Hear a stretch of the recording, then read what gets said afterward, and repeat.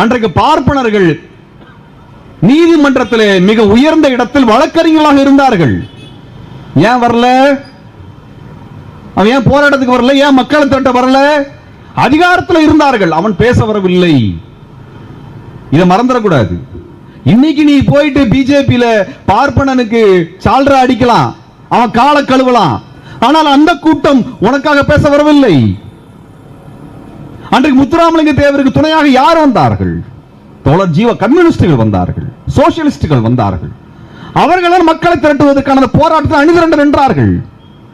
அப்ப காங்கிரஸ் கட்சி தேர்தலில் 1938 தேர்தலில் பங்கெடுத்த பொழுது ராஜாஜி அவர்கள் என்ன பண்ணார்னா, முத்துராமலிங்க தேவரை பக்கத்தில் வச்சுக்கிட்டோம்னா தேர்தலை ஜெயிச்சிடலாம் அப்படின்னு அந்த பார்ப்பன மூளை தந்திரமாக யோசித்து, நாங்கள் ஆட்சிக்கு வந்தால் குற்ற பரம்பரை சட்டத்தை நீக்கி விடுகிறோம் என்று பார்ப்பன கூட்டம் காங்கிரஸிலே வாக்குறுதி கொடுக்கிறது.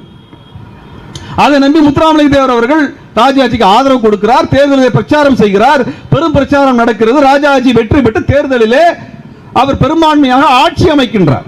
நீதி கட்சி ஆட்சி இல்லாமல் இவர்கள் ஆட்சிக்கு வருகிறார்கள். ராஜாஜி ஆட்சிக்கு வந்ததுக்கு அப்புறம் என்ன பண்ணுவேன்னு சொன்னாரு? இந்த குற்ற பரம்பரை சட்டத்தை நீக்குவேன்னு சொன்னார். ஆனால் வெள்ளையருக்கு தோதாக இந்த சட்டத்தின் மீது எந்த நடவடிக்கையும் எடுக்காமல் முத்துராமலிங்க தேவரை சிறையில் அடைக்கிறார். இன்னொரு பொறுத்து என்ன நடந்துட்டு இருக்குது? இந்திய திணிப்பதற்காக மார்வாடிகள் இடத்துல பணத்தை வாங்கி கொண்டு இந்திய திணிக்கின்ற வேலை செய்கிறார். அன்றைக்கு திராவிட இயக்கம் கிளர்ந்து எழுகிறது. தந்தை பெரியார் அவர்கள் இந்திக்கு எதிரான ஒரு பெரும் போராட்டத்தை நடத்துகிறார். அவர்களை எல்லாம் சிறையில் அடைக்கிறார்கள். ஆக தமிழ்நாட்டிலே தமிழ் மக்களுக்காக உழைத்தவர்கள் எல்லாம் சிறையில் அடைக்கின்ற வேலையை அன்றைக்கு இருந்த பார்ப்பனர் தலைவராக இருந்த ராஜாஜி செய்கிறார். இதை மறந்துவிடக் கூடாது.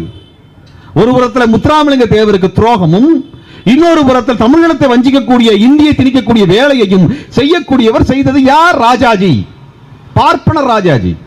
அந்த பார்ப்பனர்கள் வரவில்லை. இதற்கு பிறகு ராஜாஜி ஆட்சியிலிருந்து போனதுக்கு பின்னாடி, அதற்கு பிறகு ஆட்சிக்கு வந்த சுப்பராயன் என்கின்ற டாக்டர் சுப்பராயன் என்கின்ற நீதி கட்சியினுடைய மரபிலே வந்தவர் தான் இந்த குற்ற பரம்பரை சட்டத்தை நீக்க வேண்டும் என்பதற்கான மசோதாவை கொண்டு வருகிறார்.